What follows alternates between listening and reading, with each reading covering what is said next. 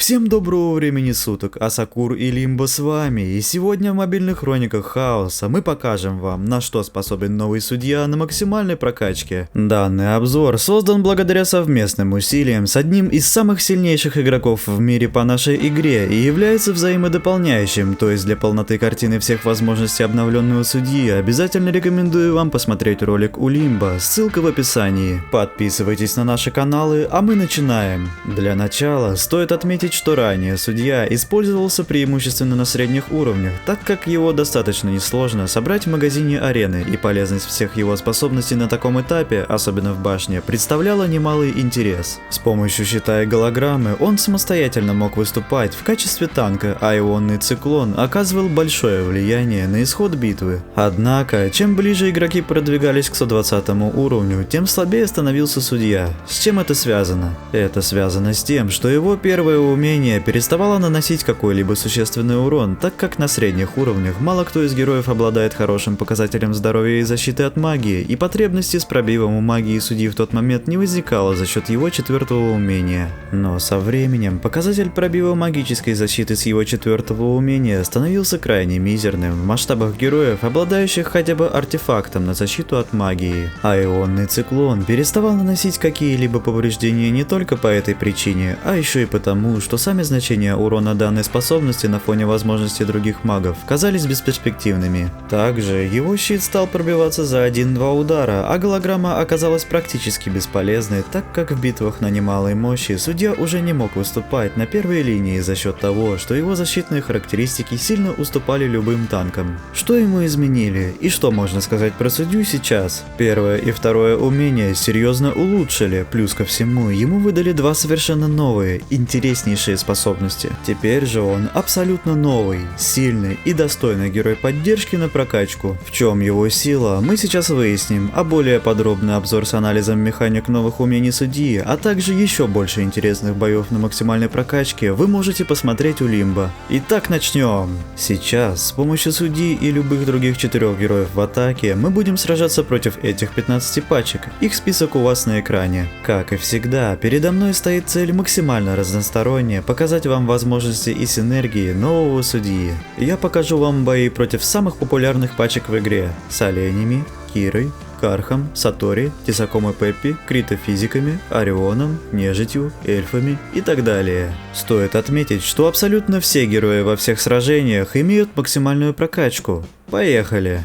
Для начала мы сразимся против агрессивного Крита Киропака. В свою пачку мы возьмем Эльмира, Небулу, Сорвиголову и Дариана. Сейчас щит судьи один из прочнейших щитов в игре, он способен блокировать куда больше урона, чем раньше. По новой механике щит накладывается на крайнего левого и крайнего правого союзника. И это открывает возможности ставить перед судьей не только танка, но и многих других героев, кто по расположению находится перед ним, например тот же самый Эльмир, который ни разу не увернувшись в начале боя, сильно просаживается по здоровью. Судья дарует ему лишнюю секунду жизни, и вследствие этого он выживает, отпрыгивает и раздает эффект на пробив брони Сорвиголове, которая беглым огнем под бафом Небулы расстреливает вражескую пачку. Согласитесь, продолжительность боя впечатляет. Теперь мы сразимся против классического Кархопака с Йоргеном. Конечно же, против Карха мы воспользуемся Андвари, а к нему мы доберем Небулу, Темную Звезду и Марту. Кстати говоря, расположение судьи среди всех героев осталось прежним, поэтому Андвари становится перед ним. В этом бою Небула раздает бафы самому судье, существенно укрепляя его щиты, и Темной Звезде, усиливая урон не только с базовых физических атак, но и с дополнительной стрелы. А Марта выступает здесь в качестве подстраховки в виде лечения.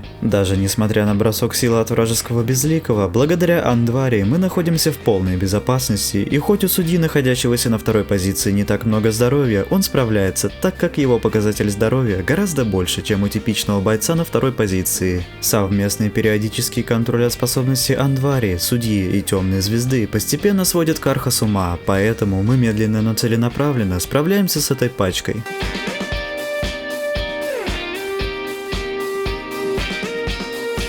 Далее мы сразимся против 5 героев нежити с помощью эльфов, только вместо Авроры у нас судья. Альванор в таком расположении становится перед ним, и находясь на первой позиции, он довольно успешно танкует благодаря своей руне и щиту судьи. Контроль темной звезды, а также оглушение от торнадо Кая и умений судьи снова не дают очередной пачке спокойно воевать против нас. Тея своевременно помогает своими способностями и не дает никому умереть в нашей пачке.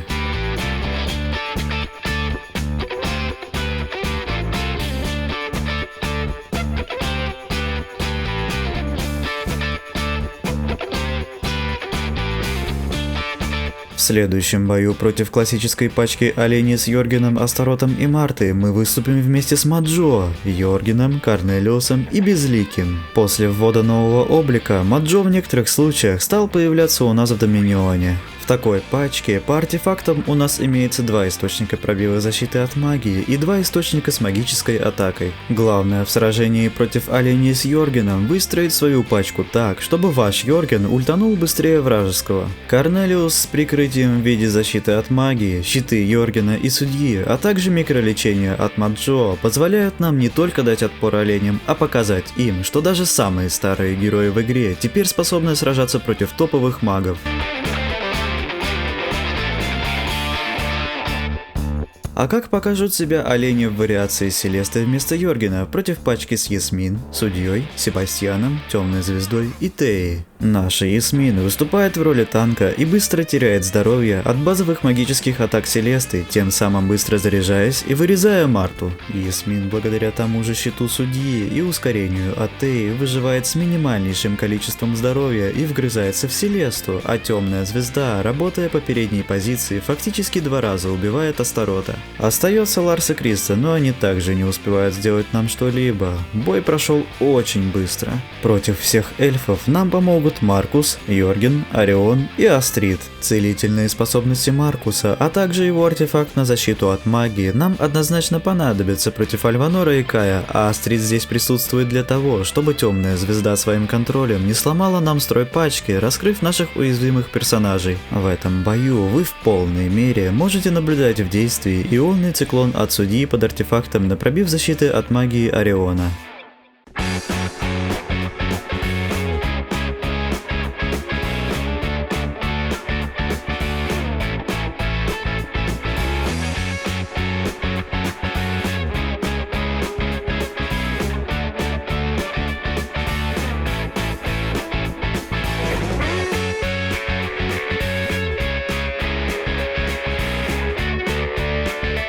Вслед за этим боем мы снова сразимся против уже 3 эльфов с Небулой и Андвари. Наша пачка будет состоять из оленей, Селесты, Марты и, конечно же, судьи. Криста на первой позиции хорошо держится под его щитом, а Селеста оказывает достойную поддержку в виде лечения. Из-за того, что в один момент Темная Звезда дополнительной стрелой под бафом Небулы сильно ранит нашу Селесту, она начинает несколько раз менять свою форму и раздавать несколько половинчатых артефактов на магическую атаку. Это позволяет Ларсу Цепной Молнией нанести колоссальный урон по всей вражеской пачке и завершить этот бой.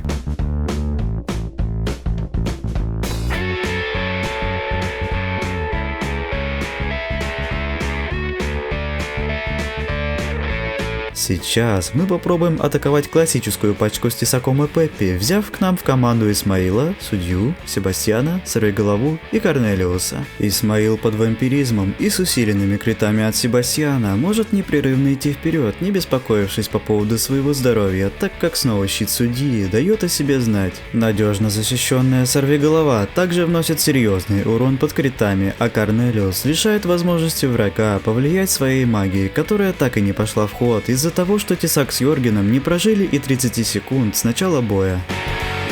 Дальше, против Астарота, Маркуса, Ясмин, Себастьяна и Марты мы выступим с пачкой Данте, Судья, Себастьян, Сорвиголова и Артемис. С Данте под щитом мы постараемся затолкать Астарота и Маркуса для того, чтобы раскрыть Ясмин и быстро расправиться с ней. Сорвиголова под Себастьяном здесь в качестве основного дэмэдж-дилера, а Артемис в качестве второстепенного. Первостепенно важно ее ослепление, если что-то пойдет не так. В итоге все получается по нашему сценарию. Астарот воскрешает сам себя и Ясмин в этот же момент получает крит от сорвиголовы и умирает. После этого остается добить оставшихся.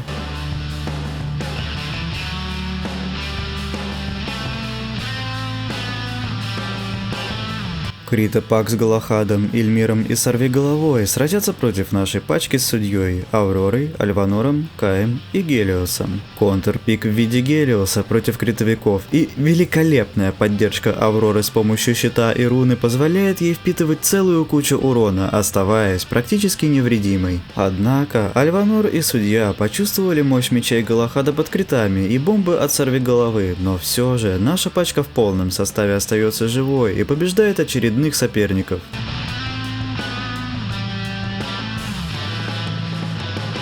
Против Крита Джу как никогда кстати зайдет классическая связка Орион-Дариан-Гелиос, которую можно укрепить Зири и судьей. Механика судьи накладывать щиты, один из которых пойдет герою на последней позиции, как будто специально была создана против Джу. Такой концептуальный антифизический пак нового поколения не оставляет ни малейшего шанса пробить себя с помощью Джу. Как классический Ориона пак поведет себя против пака с Сатори на первой линии? Согласен, 3 контрпика в виде Сатори, Корнелиуса и Лиен – это уж слишком. Они точно не позволят Ориону выйти победителем в этом бою, даже несмотря на тот фактор, что Сатори довольно долго копит энергию для применения своей хищной стаи.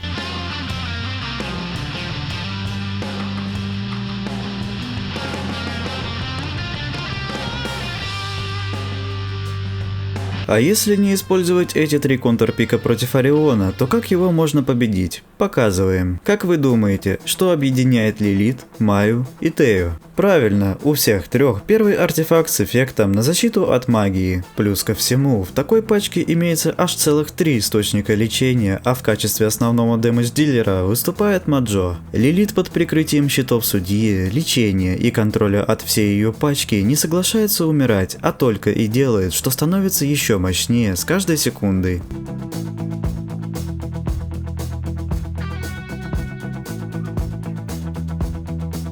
Что можно противопоставить пачке со Старотом, Сатори, Селестой, Йоргеном и Безликим? Критофизический пак с Сорвиголовой, Фокс и судьей в качестве танка подскажут нам. В данном варианте сила подобной атакующей пачки состоит в том, что судья достойно держится, а оба физика в этот же момент атакуют точечно и не позволяют лишний раз зарядить врага своими массовыми способностями. А бомба Сорвиголовы запускается в тот момент, когда сопернику уже не остается времени для раскачки. И приблизительно так же действует Крита Исмаил танк с судьей и Безликим против еще одной популярной пачкой с Сатори. Под своим собственным вампиризмом и щитом судьи он просто идет на пролом и вырезает всех, кого встретит на своем пути. Астарот под дебафом Себастьяна ему совершенно не помеха.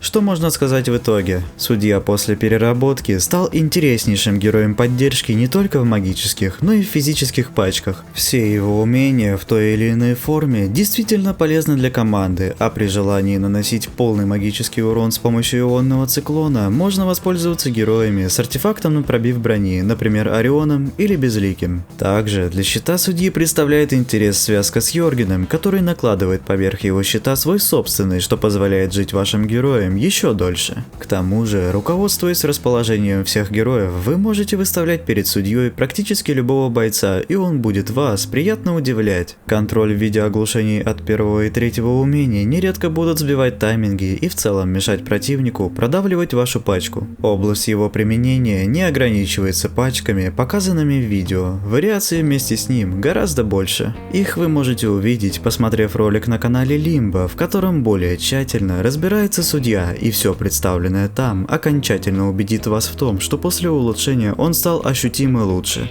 Гораздо лучше. И напоминаю вам, что лучшей благодарностью от вас будет лайк этому видео. Вам не сложно, а мне приятно. Всем спасибо за просмотр.